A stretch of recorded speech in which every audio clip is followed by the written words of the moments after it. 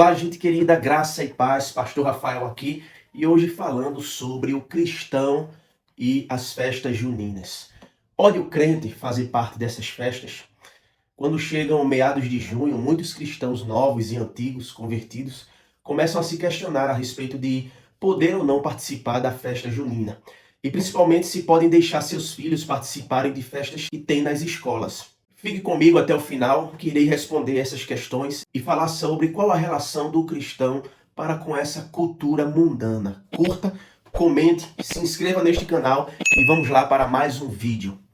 Queridos, a origem e o significado dessa festa surgiu na Europa durante o período do solstício de verão, para comemorar o início das colheitas. Uma das deusas homenageadas nesta festa era Juno, que segundo a crença era a esposa de Júpiter.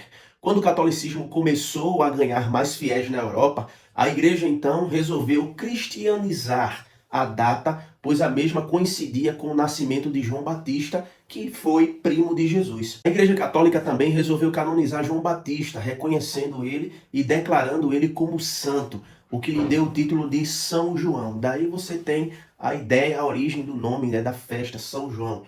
Logo, a festa passou a ser chamada Joaninas e posteriormente como Junina, por se celebrar o mês de junho. Além disso, a mesma festa homenageia mais dois santos católicos. São eles Santo Antônio, o santo casamenteiro, e São Pedro, o apóstolo Pedro registrado na Bíblia.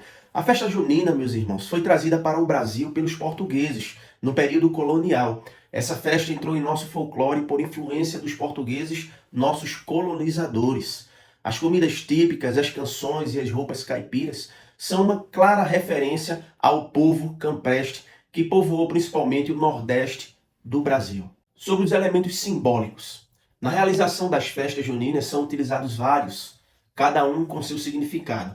O balão, por exemplo, é uma prática que era usada para avisar que a festa ia começar e também para levar os pedidos para os santos até o céu. A fogueira simboliza a proteção dos maus espíritos que atrapalhavam a prosperidade das plantações.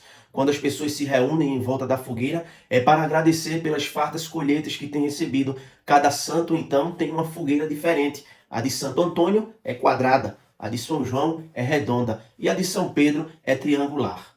A quadrilha, que é a dança, é uma forma de agradecimento aos santos pelas boas colheitas. As bandeiras, todas coloridas, simbolizam os três santos homenageados e é uma forma de serem admirados durante a festa. As comidas típicas são uma forma de agradecimento pelas farturas nas colheitas, principalmente do milho. É por isso que nessa época a gente tem muita pamonha, canjica, comidas derivadas do milho. Agora chegando na parte mais importante deste vídeo. Como deve ser a relação entre o crente e essa festa? Como você já notou, a festa junina está ligada à homenagem aos santos e é algo que não está de acordo com a Bíblia. A canonização que o catolicismo ensina está completamente fora dos ensinamentos da palavra de Deus, já que as escrituras dizem que não existem santos mediadores que intercedem por nós. O apóstolo Paulo, na sua primeira carta a Timóteo, capítulo 2, versículo 5, diz: porquanto há um só Deus e também um só mediador entre Deus e os homens, Cristo Jesus, homem. E a Bíblia é bem clara em relação à idolatria e à exortação de cultuarmos outros deuses. O mandamento que o próprio Deus pediu para Moisés escrever é: não terás outros deuses diante de mim. Não farás para ti imagem de escultura, nem semelhança alguma do que há em cima nos céus, nem debaixo da terra, nem nas águas debaixo da terra. Êxodo capítulo 20, versos 3 e 4.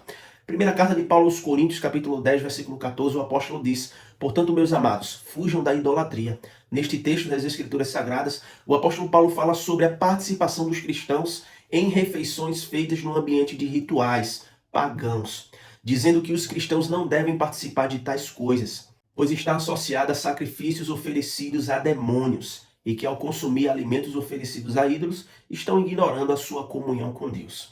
O apóstolo diz na sua primeira carta aos Coríntios, capítulo 10, versos 19 ao 23. Veja comigo esse texto. Que digo, pois, que o sacrifício ao ídolo é alguma coisa?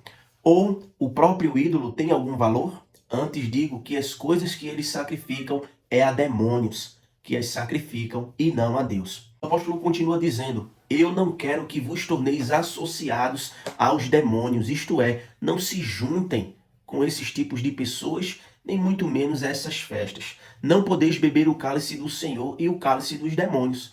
Não podeis ser participantes da mesa do Senhor e da mesa dos demônios. Isso nos lembra muito aquilo que também Tiago diz, né?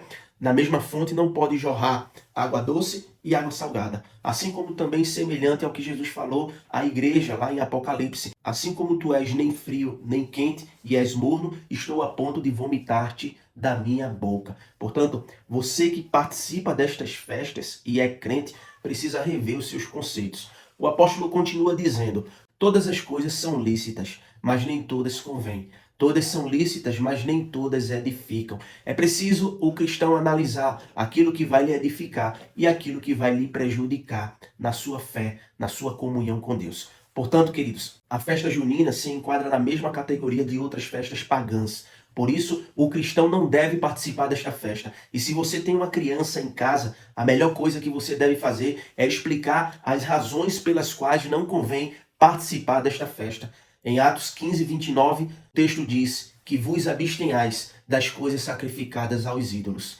Quero finalizar esta reflexão com vocês fazendo 3 considerações finais. A primeira, com relação aos pais que têm seus filhos nas escolas. A ideia é que você converse com os professores, explicando os motivos de seu filho não participar. Converse com a diretoria do colégio, explique os motivos, né, que você não concorda. Você pode até dizer: mas pastor, é apenas uma festinha. Mas eu pergunto, que tipo de música seu filho vai estar ouvindo naquela festa? Que tipo de cultura ele vai estar ali sendo associado? Porque nenhuma cultura é neutra. E a gente precisa entender que Jesus está acima da cultura. Em segundo lugar, alguns dizem que você pode participar desde que não haja conotação religiosa. Afinal, dizem que as festas juninas de hoje não têm muito a ver mais com os santos ou religião. Mas eu pergunto a você, o lugar que você vai estar nessa festa? Que tipo de pessoas você vai estar associado? As músicas? Quais são? O que é que vai estar entrando no teu ouvido? As danças? Nem se fala. Como você vai se sentir em relação a esse contexto e o que os seus irmãos irão pensar de você? Porque o apóstolo Paulo também diz que a gente precisa tomar cuidado com os irmãos fracos na fé, o que eles vão pensar de nós. Se há algo que vai escandalizar o seu irmão, então não participe, não faça, não diga. Primeira carta de Paulo aos Coríntios 10, 24, o apóstolo diz: ninguém busca o seu próprio interesse, mas sim o de outrem. Em terceiro e último lugar, alguns dizem que a igreja tem que fazer festa para atrair as pessoas do mundo para dentro da igreja. Eu discordo totalmente. Uma igreja que celebra as coisas do mundo, meus irmãos, é porque tem saudade dele. O mundo tem que ser atraído pela palavra de Deus, pelo seu testemunho. Não é o papel da igreja fazer entretenimento para atrair pessoas. O papel dela é de pregar o evangelho. O que fazer então? Lembre-se, José não foi engolido pela cultura do Egito, mas ele influenciou o Egito com a sua cultura. Daniel não foi engolido pela cultura babilônica, mas ele influenciou a Babilônia com seus princípios. É assim que o cristão deve se portar. O que fazer então? Deixar de comer milho, tapioca, pamonha, canjica? Não, é claro que não. Está aqui um conselho: junte-se com seus irmãos de sua igreja, com sua família. Faça uma festa da colheita na sua casa, em algum lugar, onde há todo tipo de comidas típicas, suco e refrigerante. E não há nada de pecado nisso. É importante buscar o equilíbrio para tudo. E o equilíbrio visa trazer para o cristão responsabilidade em tudo o que ele for fazer. Finalizo com a primeira carta de Paulo aos Coríntios 10:31, que diz: portanto, quer comais, quer bebais, ou façais qualquer outra coisa, fazei tudo para a glória de Deus. Amém. O que é que você achou desse vídeo? Comenta aqui embaixo, compartilhe essa palavra e até o próximo vídeo, se Deus quiser.